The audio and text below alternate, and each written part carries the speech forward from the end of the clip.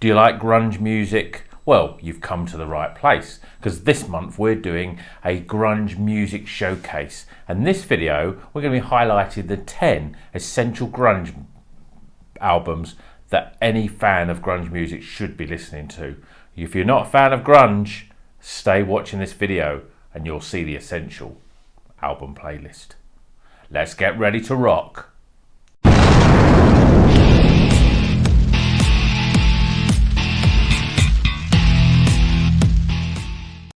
Welcome back to Rocker's Beer Review. Now this month we're doing something a little bit special. We try to keep a theme in terms of the music content that we're going to have on the channel.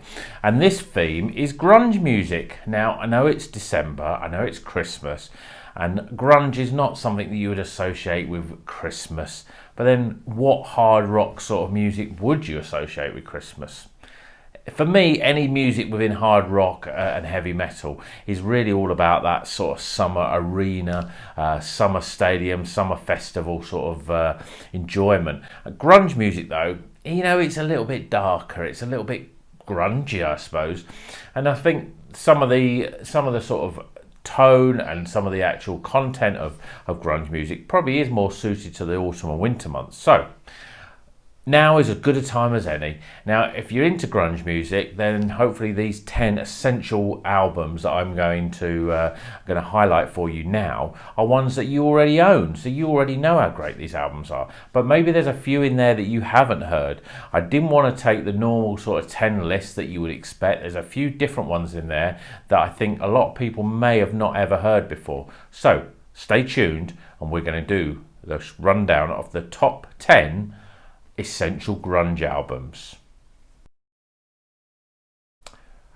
Album number 1, probably the ultimate grunge band and probably one of the biggest of the top 4 grunge music bands.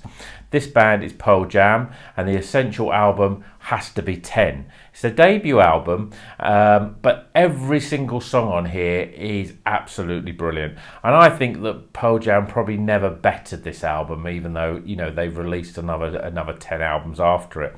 It's a great album. There's songs on there like Even Flow, Once, Jeremy, Alive. They're just real great songs.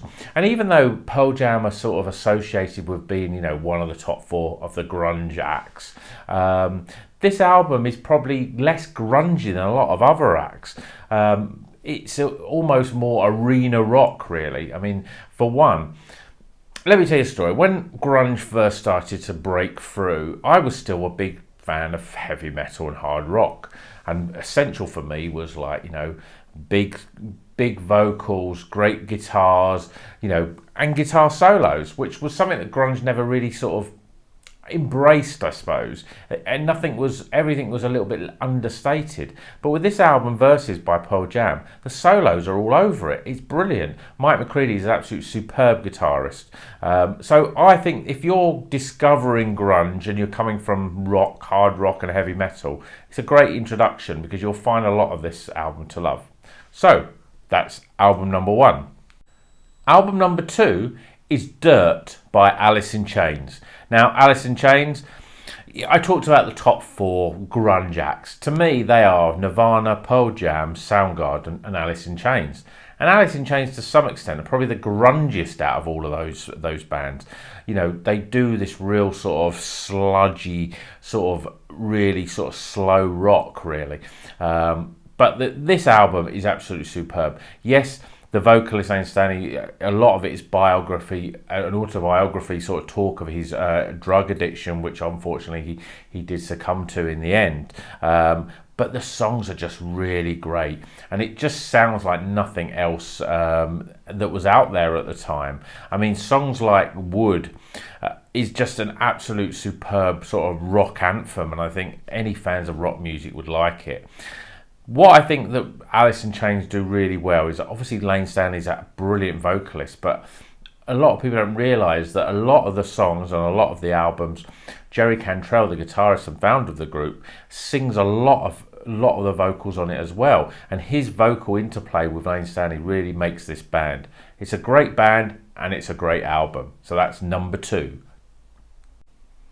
Okay, we're sort of stepping outside of the top four grunge bands now to the artist that I think probably would, if there was a top five, it would be the fifth biggest.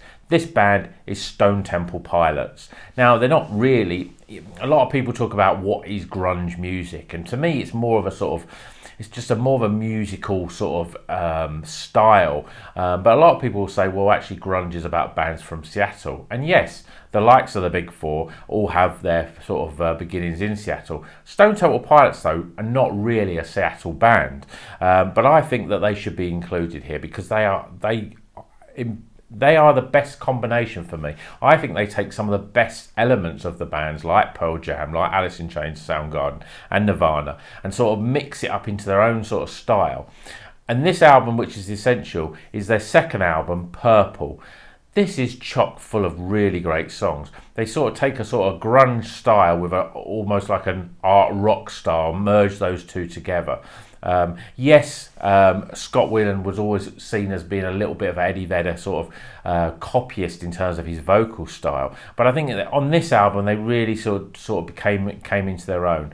I mean, listen to this album, you know, get it on Spotify. It's a brilliant album to listen to. The key tracks on it are things like Vaseline, Loungefly, Unglued, Big Empty. I mean, there's so many good songs on here, and to me it's an essential album for grunge fans.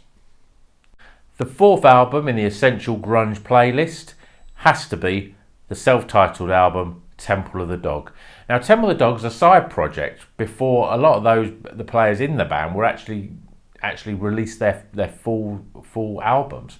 So Temple of the Dog has basically Pearl Jam backing band with Chris Cornell from Soundgarden on lead vocals. This album was a tribute to the Mother Love Bone, which some of those Pearl Jam members sort of were in originally. Andrew Wood, the vocalist of that band, sadly died due to a drug overdose, and this was their sort of tribute to him. So they pulled in Chris Cornell, and also this is actually the first time you would have heard Eddie Vedder sing, because he sings lead and backing vocals on the album, especially songs like Hunger Strike, where he has quite a big sort of vocal presence on it. But this album is just, I mean, it's bluesy, it's grungy, it's rocky. I mean, Mike McCready's playing lead guitar on it, and I think some of his solos are the best he's ever done. There's so many good songs on here, but for me, I just think that Call Me a Dog is great, Hunger Strike's great, and Wood and Jesus, they're my favourite tracks on here. It's an essential album, and a lot of people don't really sort of think about it. I'd say that not only should this be in the top 10 of all-time grunge albums, but in my opinion, it's in my all-time 10 albums of all time, over all genres. I think it's a brilliant album. If you haven't heard it, check it out.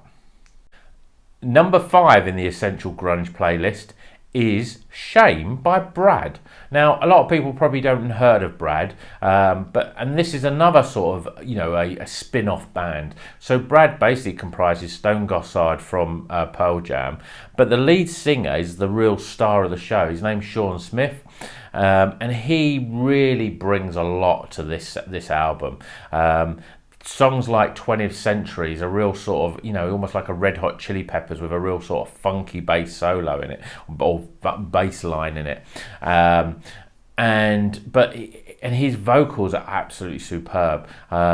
Really, really soulful, really sort of melancholic, and it's really a melodic. And it's just a really great album from start to finish. I mean, the key tracks are 20th Century, but some of the slowest songs like Buttercup, the song Scream, which is probably one of my favourite songs, you know, from the album. It's one of my favourite songs. It's just got so much emotion in it. And then it sort of ends with a really sort of quite a unique guitar solo by Stone Gossard. It's almost like he sort of his guitar as he's playing the solo sort of goes in and out of tune. You know, a bit like, you know, maybe like Hendrix, you know, from his time. A really great guitar solo on that one. If you don't do anything else, check out Screen by Brad. It's a brilliant, brilliant album. Album number six in our Essential Grunge playlist has to be Super Unknown by Chris Cornell. Now, Chris Cornell is probably, you know, one of the best vocalist in rock music, and I think for me, a lot of people may rate their previous album to Super Unknown, Bad Motorfinger, but I think that Super Unknown is their best album. So you've got the big rockers on there, you've got the really sort of slow grungy songs like 4th of July, and then you've got the sort of more commercial sort of semi-ballad sort of songs like Fell on Black Days and Black Hole Sun. These are the songs everyone knows. But there's also some other great songs on there. I mean, Spoon Man, what an anthem that is. It's a brilliant album. There's a lot of tracks on there to get through, but I don't think that there's anything really that weak on there. It's a chock full of hit album, chock full of songs and anthems. It's just a great album. And it's a, you know, for me, it's the essential, it's definitely got to be in that essential grunge playlist.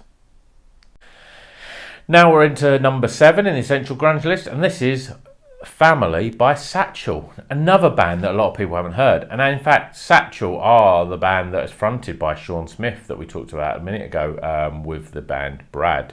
So this is more his sort of baby, and it's an absolutely superb album. Really, it's all about his vocals. There's lots of piano-led songs on here, and his soulful vocals really sort of have a sort of, they're almost like a sort of combination between a Stevie Wonder and Prince, which does sound a bit strange when we're talking about grunge, but I think it's a really good album, this. They released a few albums. This was their second. The one before it, called EDC, is also worth checking out. Not in the list here because I thought I want to put one album per band on there, but this is the first album. Has got lots of great songs named after characters from Reservoir Dogs, and there's little sort of snippets from that movie, so it's worth checking out as well. But Satchel, they're a brilliant band, worth checking out, and The Family to me is a superb album. Number 8 is a little bit of a cheat. I'm including it here because it's a great overview of the whole grunge scene, and that is the Singles soundtrack. Now, Singles was a film that came out around the early 90s, and this was the soundtrack. So this is the first time people would have heard the likes of Alicia Chains. It's got Alicia Chains, it's got Soundgarden, it's got Chris Cornell singing actually. It's got songs by Pearl Jam that weren't on their albums, like State of Love and Trust. Brilliant song, sorry. Mother Love Bone, the band that that Andrew Wood, the tribute that then sort of where Pearl Jam came out of. They've got a song on here, Mud Honey. One of my favourites though is actually the cover of the Led Zeppelin song Misty Mountain Hop. No, it's not called Misty Mountain Hop. The Battle of Evermore. Sorry about that. Yeah, the Battle of Evermore. I have to remember which one it was now, and that's by the Love Mongers. That's a really great cover of that really classic 70s rock song. So, Singles soundtrack. It's a great introduction to grunge. It's got lots of different grunge bands on it, and it's just every song's really good. And there's some song, as I said, there's songs on there that aren't on some of those big bands' albums themselves, so it's worth checking out. Now, Essential album number 9, Smashing Pumpkins, Siamese Dream. Now, Smashing Pumpkins, another band that you can either love or hate really, because I think Billy Corn's got a very sort of unique voice. Can be a little bit whiny, can be a bit over the top sometimes. But for me, this album it was my introduction to Smashing Pumpkins. It's a brilliant album. Songs like Disarm are just a great anthem. Saw them at Red in '95. They were really good there, really good. And they're a band that people don't really think about within the grunge scene, but they are definitely one of the forefathers of grunge, and they should be included in this list. Then the final album in the essential grunge albums has to be Nevermind by Nirvana. Now, Nirvana was the one that really brought the whole grunge music scene to the sort of mass public, really. I mean, this album has got all the hits on it. So we've got Smells Like Teen Spirit, great sort of, dance floor filler, that one. Come As You Are, then songs like Lithium, and probably one of my favourite songs, which is a sort of ballad, which ends the album, is Something in the Way, which I think is a really beautiful song, and also not only should you check it out on Nevermind, but it's also their live acoustic album, Live in New York, is a really good song, a good album, and it has a lot of these songs on it in a more acoustic form. Brilliant album, had to include it. I mean, Nirvana probably are my least favourite of those big four grunge acts, but you can't talk about grunge without talking about Nirvana. They're the sort of, the grandfathers of the genre, really, and have to be included. Now, there's lots of great albums within grunge music, but I wanted to pick the top 10, certainly my 10 favourites, but also 10 that are essential listening for anyone starting to get into grunge. But what do you think? Have I missed any classic albums out there? Should I have included a different Pearl Jam or a different Alicia Chains album? A lot of people are saying to me, Nevermind's not the best album by Nirvana, so why is it included here? But I think it's essential. It's the first album that most people that got into grunge music probably got. So I hope you enjoyed this 10 essential grunge albums for you to check out.